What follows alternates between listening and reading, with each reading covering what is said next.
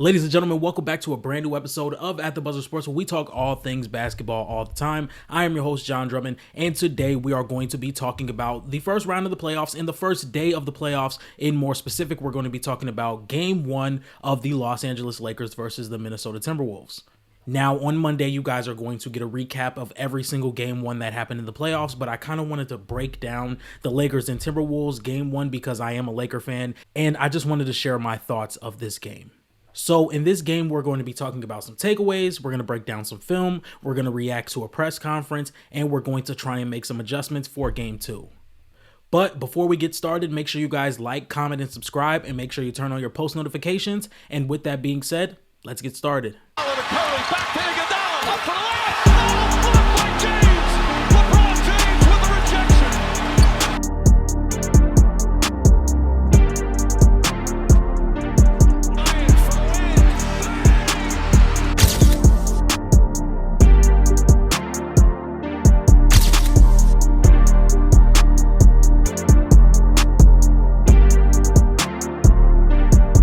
So I do have a couple of takeaways with this game, and there are some things that I have written down, and there are some things that we're going to be covering in film. So some of these things that I'm going to talk about, we're also going to be covering in film later in this video. So the first thing I wanted to talk about in this video is everybody's acting surprised that the Minnesota Timberwolves came out with the offense that they did. And I want to say the Minnesota Timberwolves are top 5 in both three-point volume and three-point percentage. So this three-point shooting doesn't really surprise me.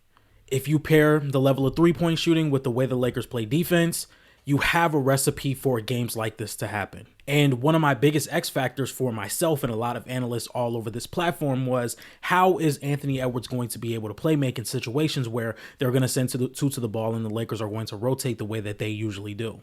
And I feel like that is the decision or the X factor of this entire series, and that was the swing in this game. Anthony Edwards was making read after read after read after read, and he had 9 assists to 1 turnover.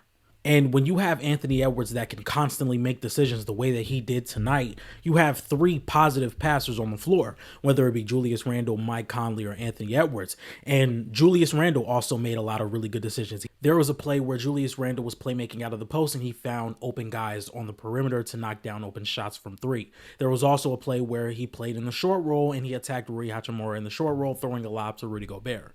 And this all circles back to how the Lakers play defense and what the floor can be of that. And when you hit is what I believe 21 of 42 three-point attempts, and you have a record-breaking three-point shooting performance in a game like this where guys are getting open threes routinely, 9 times out of 10 you're going to win that game. So before we go any further, I do want to see what JJ Redick had to say. All right, this video is only about 6 minutes long, so we're actually just going to deep dive into it real fast. Let's get started. The start of their run was transition and a second chance. And if you look sort of at the effort offense areas for them, they ended up at 25 fast break points, which that's always skewed by the counter, so it's more than that, and 23 second chance points. So the schematics wise in the half court, we'll take a look at everything and see what we want to tweak and all that. That's hard to overcome, particularly when a team is shooting like they were shooting tonight. Yeah, with that said, That's one of the big things I want to talk about after we get through this. I go and look at it, and they hit 21 threes. How many of those did you feel like were ones that you kind of have to live with to wall up the paint versus ones that you would have liked to see contested differently? Yeah, I mean, I have to go look back at everyone, but I know a number of those were in transition and off offensive rebounds. JJ, Luka was able to get off to such a good start scoring the basketball, but I think he finished with only a single assist. What were they doing to kind of limit his playmaking opportunities, and what did you see on that front when it came to the other guys, particularly early in the first half? A lot of it was just the coverage scheme they had, not really playing Gobert his normal minutes, and then some late reds, some late veers with him when he was in coverage. Then they had their 1 through 5 switching group in. So just in terms of like the the 2 on the basketball, the blitzes, the 4 on 3s, just not there. I mean, I think that was expected on our side. But again, we'll look at the film and see what we can do better. Just to talk about a few things that the Minnesota Timberwolves did that was brought up in that video.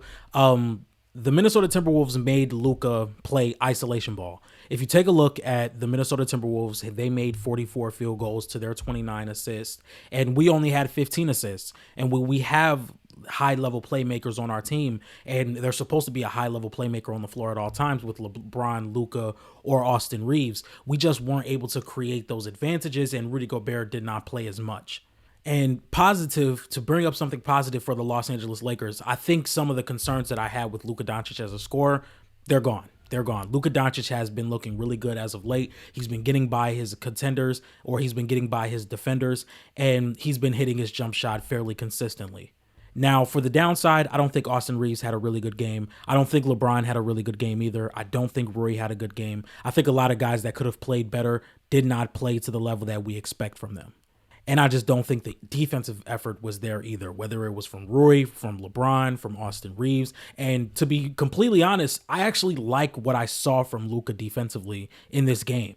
There was a possession where Luka did a really good job on Anthony Edwards. He just hit a very tough contested 3 over him. And it's the viral photo of Ant doing the thing to Luka Doncic after he hit the 3, where Luka actually played really good defense. The offense was just better.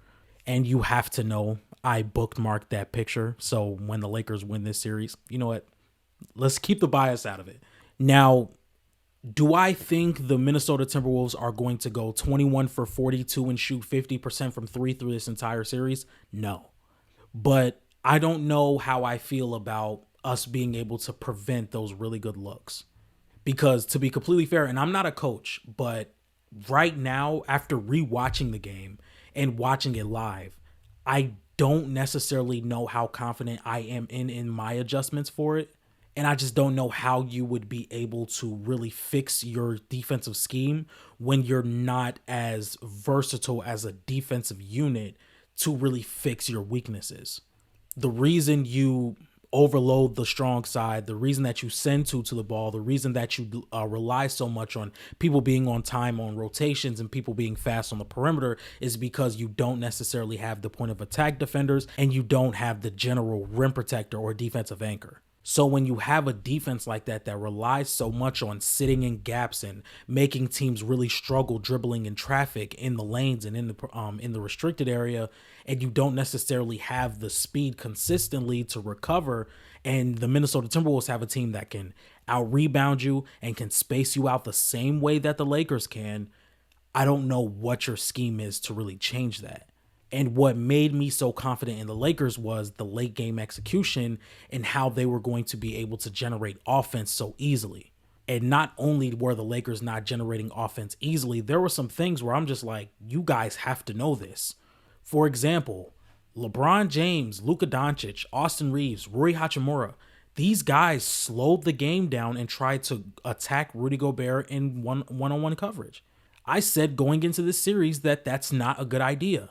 You, in my opinion, the best way to really take Rudy out of the game, which he wasn't playing much to begin with, but the best way to take Rudy out of the game is to make him rotate, make him play in a deep drop so Luka can hit some pull-up threes, or Austin Reeves or Rui Hachimura, make him rotate on the perimeter. But you slowing down the possession in half court, especially if you're Luka, LeBron, or Rui, when you don't necessarily have that foot speed to really blow straight past Rudy Gobert, I just don't think that's a really good idea. And I know a lot of people talk about how Rudy got cooked a little bit against Luka Doncic in the Western Conference Finals last year. People are forgetting Rudy Gobert had probably his best defensive series out in space against the Phoenix Suns earlier in that playoff run. And it's almost like people don't know how capable he is as a one-on-one defender out in space. So I didn't necessarily love that. We didn't shoot the ball too well. I think we started off really well with Rui Hachimura. I think he hit back-to-back threes, and I think Luka started out 2 or 3 for 5 from 3. Now, as for the Minnesota Timberwolves, because even though I am against the Minnesota Timberwolves right now since they're facing my team, I'm not going to sit here and just not give them their props. Naz Reid is phenomenal. To be that level of scorer by putting the ball on the floor and being such a lethal shooter from the corners and above the break, Naz Reid was the X factor in this game. Even Jaden McDaniels coming out and hitting back-to-back three-pointers. Dante DiVincenzo hitting his shots. Nickeil Alexander-Walker. Mike Conley. It was at a point to where going into the third quarter when they went on a 14-0 run, it's just like every shot they got up, I just believed that it was going to go in because one, they were getting fantastic looks. They were getting fantastic looks time after time after time after time. And when you let a team that shoots this well, once again, top 5 in 3-point volume and top 5 in 3-point percentage, if you're going to give them those open looks and you're going to consistently concede those shooters to having those looks and you're not going to rotate on time, they're going to make those shots and it's just going to be a really hard game to win.